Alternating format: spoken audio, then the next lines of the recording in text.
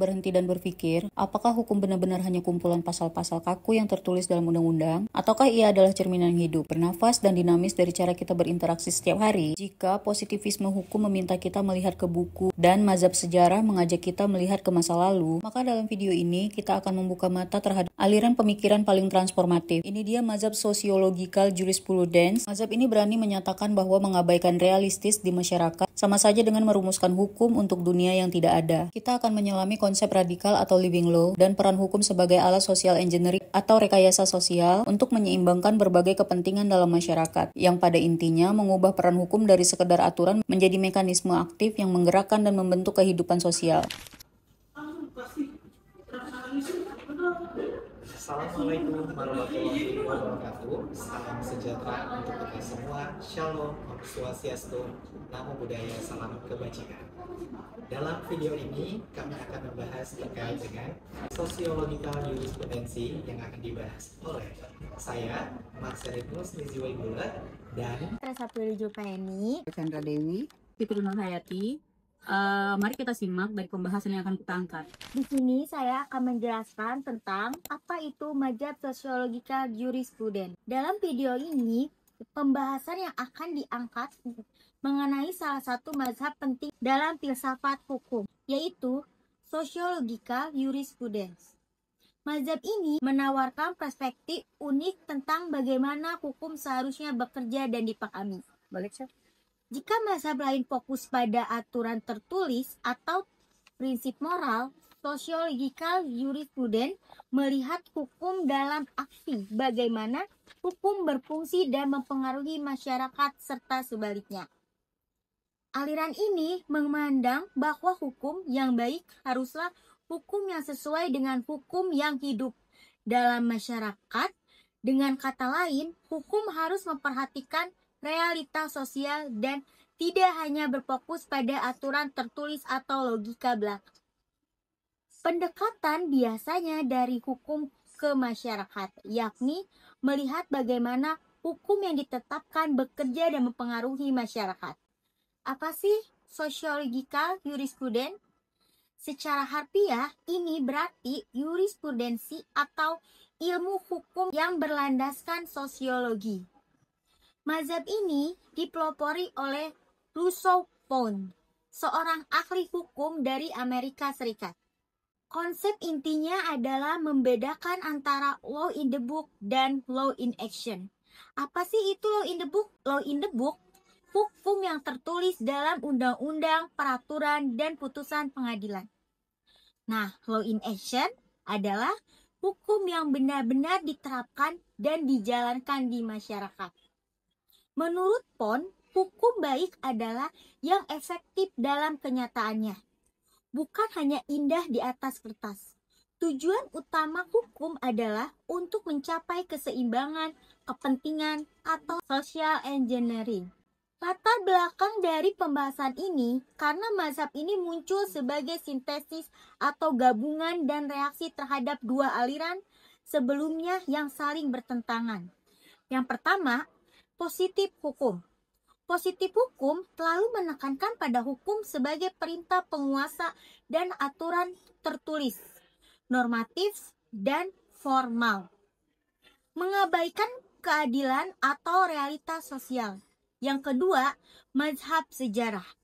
Mazhab sejarah ini terlalu menekankan pada hukum yang tumbuh secara organik dari kesadaran hukum rakyat, tetapi kurang memberi ruang bagi pembaharuan hukum secara sengaja.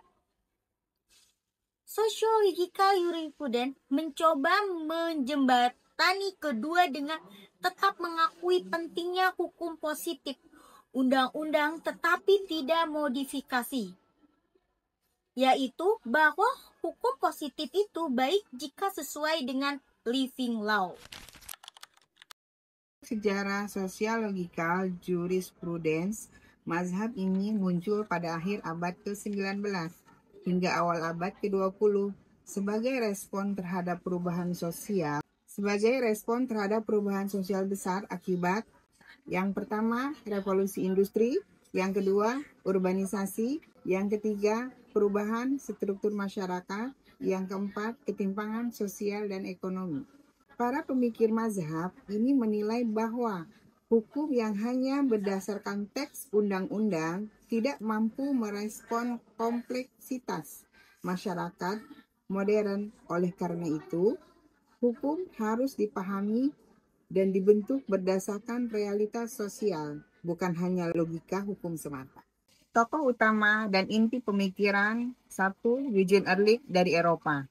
Inti pemikirannya memperkenalkan konsep hukum yang hidup adalah aturan-aturan yang nyata-nyata berlaku dan ditaati oleh anggota masyarakat dalam kehidupan sehari-hari, meskipun tidak selalu tertulis sebagai undang-undang negara. Contohnya adalah adat istiadat, kebiasaan, atau kaidah yang terbentuk dalam sosial masyarakat.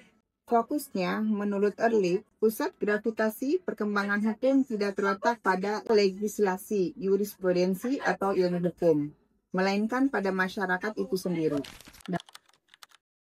Lanjut mengenai tokoh utama dan inti dari pemikiran ini. Yang pertama sudah dijelaskan oleh teman saya Ika Chandra Dewi, lanjut yang kedua Ross Kupang dan social engineering. Tokoh sentral dan mazhab ini adalah Ross Kupang. Ia memandang hukum sebagai alat untuk social engineering atau rekayasa sosial. Apa maksudnya? Sama seperti insinyur yang membangun jembatan untuk memenuhi kebutuhan transportasi, hukum harus direkayasa, memenuhi kebutuhan, tuntutan, dan kepentingan yang terus bersaing di masyarakat. Malm juga mengidentifikasi 3 kategori utama kepentingan yang harus dipertimbangkan. Yang pertama, kepentingan individu, contohnya kebebasan pribadi dan perlindungan properti. Yang kedua, kepentingan publik, contohnya keamanan negara, pelestarian sumber daya. Terus yang ketiga, kepentingan sosial, contohnya perdamaian, moralitas publik, dan kesehatan masyarakat. Tugas filsafat hukum adalah membantu hakim, legislator, dan pengacara untuk menyeimbangkan kepentingan-kepentingan ini secara efektif. Nah, ini dia. Kita bahas apa saja perbedaan dengan sosiologi hukum. Seringkali sociological jurisprudence disamakan dengan sosiologi hukum atau sosiologi of law. Keduanya berbeda. Ingat ya, nggak boleh disamakan. Meskipun berhubungan erat, mari kita bedakan keduanya. Yang pertama, sosiologi hukum adalah ilmu deskriptif. Ia mempelajari hukum sebagai fenomenal sosial, menganalisis fakta dan akibat-akibat hukum di masyarakat. Ia bertujuan menjelaskan realitas hukum. Dengan kata lain, sosiologi hukum mengkaji hukum bukan hanya sebagai aturan tertulis atau legal norma, tetapi juga sebagai fenomena sosial yang hidup dan berkembang dalam konteks sosial tertentu. Menurut Ross Kupang, ia mengidentifikasi sosial hukum sebagai studi ilmiah tentang hukum sebagai fakta sosial dan pengaruhnya terhadap masyarakat. Ia menekankan pentingnya hukum untuk mencapai keseimbangan antara kepentingan sosial yang berbeda melalui metode adaptif. Terus yang kedua, sociological jurisprudence adalah mazhab normatif dalam filsafat hukum. Ia bertujuan praktis bagaimana hukum seharusnya dibuat, ditafsirkan, dan diterapkan agar efektif mencapai tujuan sosialnya, yaitu penyeimbangan kepentingan. Selain itu juga disebutkan suatu pendekatan dalam ilmu hukum yang menekankan pentingnya melihat hukum dalam konteks sosial dan nyata, bukan hanya sebagai aturan formal di atas kertas. Pendekatan ini berfokus bagaimana hukum bekerja dalam masyarakat, bagaimana hukum berinteraksi dengan faktor sosial, dan bagaimana hukum dapat dirancang agar lebih efektif dalam memenuhi kebutuhan sosial. Pendekatan ini dikembangkan terutama oleh Ross Kupang pada tahun 1870 sampai dengan 1964, seorang sarjana hukum Amerika yang dianggap sebagai tokoh utama dalam sociological jurisprudence. Pound menolak pandangan hukum yang kaku dan dogmatis yang hanya melihat hukum sebagai aturan tertulis tanpa mempertimbangkan konteks sosialnya. Nah, ciri-ciri mazhab sociological jurisprudence ini yang pertama, fokus pada hukum dalam praktik atau living law, bukan hanya hukum tertulis. Terus yang kedua, dianggap sebagai alat untuk mencapai tujuan sosial. Yang ketiga, hukum dan praktis hukum harus memperhatikan konteks sosial dan memutuskan perkara. Yang keempat, hukum harus beradaptasi dengan perkembangan masyarakat. Yang kelima, pendekatan multidisipliner, melibatkan sosiologi, antropologi, dan ilmu sosial dalam memahami hukum. Mari kita lanjutkan pembahasannya. Di sini saya jelaskan juga mengenai prinsip-prinsip dari sociological jurisprudence. Yang pertama, hukum sebagai alat sosial.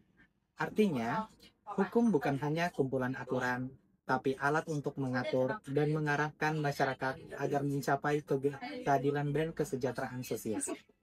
Yang kedua, hukum harus dinamis dan fleksibel. Artinya, karena masyarakat selalu berubah, hukum juga harus bisa menyesuaikan diri dengan perubahan sosial agar tetap relevan dan efektif. Yang ketiga, peran hakim dan pembuat hukum. Hakim dan legislator harus memperhatikan kondisi sosial saat menerapkan atau membuat hukum, tidak hanya mengikuti teks hukum secara baku. Yang keempat, keadilan sosial sebagai tujuan hukum.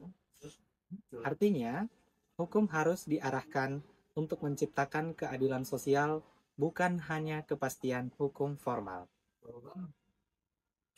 Manfaat dari pendekatan sosiologikal jurisprudensi ini, yang pertama, membantu hukum menjadi lebih realistis dan relevan dengan kebutuhan masyarakat. Yang kedua, menjadi dasar bagi reformasi hukum agar lebih responsif terhadap perubahan sosial. Yang ketiga, menghindarkan penerapan hukum yang kaku yang bisa menimbulkan ketidakadilan. Singkatnya, sosiologi hukum mempelajari realitas sosiologikal jurisprudensi menggunakan realitas untuk memperbaiki hukum. Contoh penerapan dalam kehidupan nyata. Pertama, undang-undang yang berubah karena tekanan sosial, seperti Undang-Undang Anti KDRT, Undang-Undang Perlindungan Anak, atau Undang-Undang Cipta Kerja di Indonesia. Yang kedua, putusan hakim yang memperhatikan dampak sosial, bukan sekedar isi undang-undang. Kritik dan relevansi. Konsepsi hukum Muhtar Kusuma Atmaja sebagai sarana pembaharuan masyarakat sangat dipengaruhi oleh pemikiran Roskilde Social Engineering. Hal ini mengajarkan bahwa hukum dapat digunakan sebagai alat yang disengaja untuk mengarahkan masyarakat mencapai tujuan yang diinginkan. Hukum progresif, konsep yang dipelopori oleh Sucipto Raharjo yang menekankan bahwa hukum tidak hanya sekedar teks, tetapi harus selalu memihak pada kepentingan rakyat dan keadilan dengan menggunakan pendekatan sosiologi. Mazhab ini tentu memiliki kritik.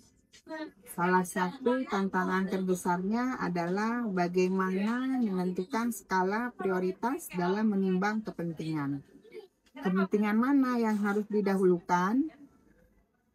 Namun, relevansinya sangat tinggi hingga hari ini, terutama dalam konsep hukum progresif. Pendekatan ini mendorong hukum untuk tidak sekedar kaku pada teks, tetapi harus selalu peka terhadap perubahan sosial dan berorientasi pada tujuan kemanusiaan, serta keadilan substantif. Mazhab sosiologikal jurisprudence memiliki pengaruh signifikan khususnya dalam pembangunan hukum modern. Jadi, mazhab sosiologikal jurisprudensi mengajarkan kita bahwa hukum bukanlah menara gading yang terpisah, melainkan alat sosial yang dinamis. Ia harus terus diperiksa efektivitasnya dalam menyeimbangkan kepentingan demi terciptanya tatanan masyarakat yang lebih baik. Terima kasih, demikian pembahasan kami terkait dengan sosiologikal jurisprudensi dari kelompok 1. Semoga materi ini bisa membantu kita dalam memahami dan mengerti tentang sosiologikal jurisprudensi.